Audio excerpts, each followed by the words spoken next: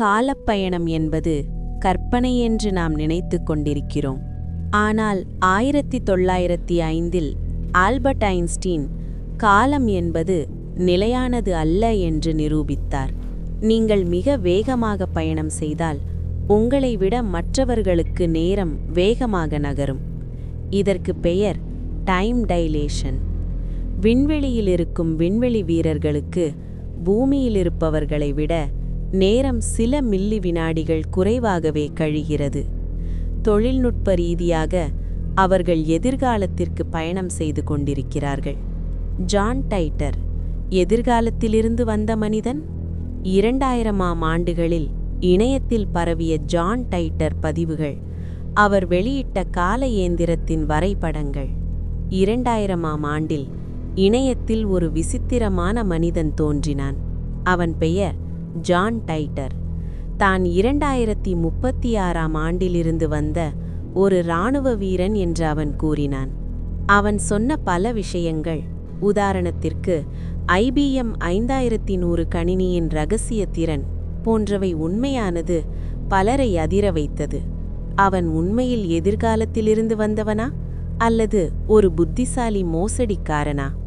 வரலாற்றில் சிக்குண்ட ஓபாட்ஸ், out of place artefacts, காட்சிகள், அந்திகிதேரா இயந்திரம், ஆன்டிகைதேரா மெக்கானிசம், எகிப்தில் உள்ள ஹெலிகாப்டர் செதுக்கல்கள். வரலாற்றுக்கு முந்தைய காலங்களில் நவீன தொழில்நுட்பம் எப்படி இருக்க முடியும்? 2000 ஆண்டுகளுக்கு முந்தைய ஒரு கப்பல் சிதைவில் கண்டெடுக்கப்பட்ட ஆன்டிகைதேரா இயந்திரம் ஒரு கால்குலேட்டர் போல செயல்படுகிறது. அது மட்டுமல்ல, 1941இல் எடுக்கப்பட்ட ஒரு புகைப்படத்தில் அந்த காலத்திற்கு சம்பந்தமே இல்லாத நவீன உடை மற்றும் கேமராவுடன் ஒரு மனிதன் தெரிகிறான். அவனை டைம் டிராவலிங் ஹிப்ஸ்டர் என்று அழைக்கிறார்கள். இவர்கள் யார்? கிராண்ட்ஃபாதர் பாரடாக்ஸ், த பாரடாக்ஸஸ். காட்சிகள், சிக்கலான காலச்சூழல் அனிமேஷன். காலப்பயணத்தில் இருக்கும் மிகப்பெரிய ஆபத்து முரண்பாடுகள், பாரடாக்ஸஸ். நீங்கள் கடந்த காலத்திற்கு சென்று உங்கள் தாத்தாவை தடுத்துவிட்டால் நீங்கள் பிறக்கவே மாட்டீர்கள். நீங்கள் பிறக்கவில்லை என்றால் நீங்கள் எப்படி கடந்த காலத்திற்கு சென்று அவரை தடுக்க முடியும்? அறிவியலாளர்கள் இதற்கு mini world's, many world's theory என்ற தீர்வை சொல்கிறார்கள். அதாவது, நீங்கள் கடந்த காலத்தை மாற்றினால் அது வேறொரு புதிய பிரபஞ்சத்தை உருவாக்குமே தவிர உங்கள் தற்போதைய காலத்தை பாதிக்காது. நேரம், இது ஒரு நதியா அல்லது நாம் சிக்கிக்கொண்ட ஒரு வலையா? நீங்கள் இன்று எடுக்கும் ஒரு சிறிய முடிவு 100 ஆண்டுகளுக்கு முன்பே தீர்மானிக்கப்பட்டது என்று சொன்னால் நம்புவீர்களா? காலப்பயணம் என்பது வெறும் கற்பனையா அல்லது மறைக்கப்பட்ட உண்மையா? இன்று நாம் பார்க்கப் போவது மனித வரலாற்றையே மாற்றி எழுதக்கூடிய ஒரு மர்மத்தை பற்றி. அதுதான் குரோனோஸ் முரண்பாடு.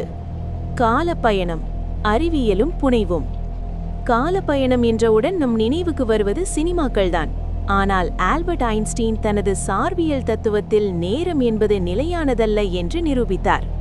நீங்கள் விண்வெளியில் ஒளியின் வேகத்திற்கு நெருக்கமாக பயணம் செய்தால் பூமியில் இருப்பவர்களை விட உங்களுக்கு நேரம் மெதுவாக நகரும். இது அறிவியல் பூர்வமாக நிரூபிக்கப்பட்ட உண்மை.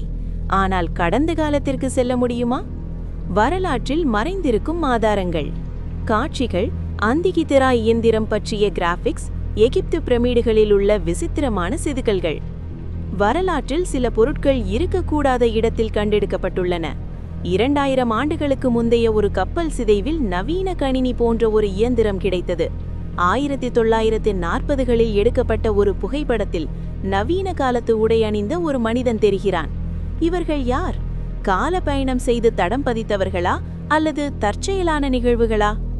மாயமான விஞ்ஞானி, தி மிஸ்ட்ரி ஆஃப் டாக்டர் அரிஸ் தான். ஒரு பாழடைந்த ஆய்வகம், மேசையில் சிதறி கிடக்கும் வரைபடங்கள், ஒரு மங்கலான சிசிடிவி காட்சி. இப்போது ஒரு உண்மையான மர்மத்திற்கு வருவோம். 2015ஆம் ஆண்டு டாக்டர் அரிஸ் தான் என்ற இயற்பியல் அறிஞர் தனது ஆய்வகத்திலிருந்து மாயமானார். அவர் மறைவதற்கு முன் எழுதிய குறிப்புகளில் குரோனோஸ் இன்ஸ்டிடியூட் என்ற இரகசிய அமைப்பை பற்றி குறிப்பிட்டிருந்தார். காலம் என்பது ஒரு நேர்கோடு இல்லை, அது ஒரு வளையம் என்று அவர் எழுதிய கடைசி வாக்கியம் இன்றும் ஒரு புதிராகவே உள்ளது. அவர் எங்கே சென்றார்? எதிர்காலத்திற்கா அல்லது கடந்த காலத்திற்கா? குரோனோஸ் முரண்பாடு. ஒருவன் கடந்த காலத்திற்கு சென்று தனது தாத்தாவை சந்திப்பது போன்ற அனிமேஷன். கால பயணத்தில் உள்ள மிகப்பெரிய சிக்கல் முரண்பாடுகள். நீங்கள் கடந்த காலத்திற்கு சென்று உங்கள் தாத்தாவை அவர் திருமணமாகும் முன்பே கொன்றுவிட்டால் நீங்கள் பிறக்கவே முடியாது. நீங்கள் பிறக்கவில்லை என்றால் நீங்கள் எப்படி கடந்த காலத்திற்கு சென்று அவரை கொல்ல முடியும்? இதுதான் கால பயணத்தின் மிகப்பெரிய தலைவலி. இதிலிருந்து தப்பிக்க மினி வேர்ல்ட்ஸ் அல்லது இணை பிரபஞ்சங்கள் என்ற கோட்பாடு உருவானது. முடிவுரை: காலத்தின் எஜமானர்கள். விண்மீன் மண்டலங்கள் மெதுவாக நகரும் கடிகார முட்கள்.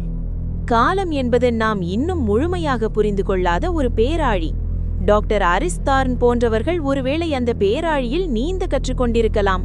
ஒரு நாள் நாமும் காலத்தை கடந்து செல்லலாம். ஆனால் அந்த அதிகாரம் மனிதனிடம் கிடைத்தால் இந்த உலகம் எப்படி இருக்கும்? சிந்தித்து பாருங்கள். இந்த வீடியோவை பற்றிய உங்கள் கருத்துக்களை கீழே பதிவிடுங்கள்.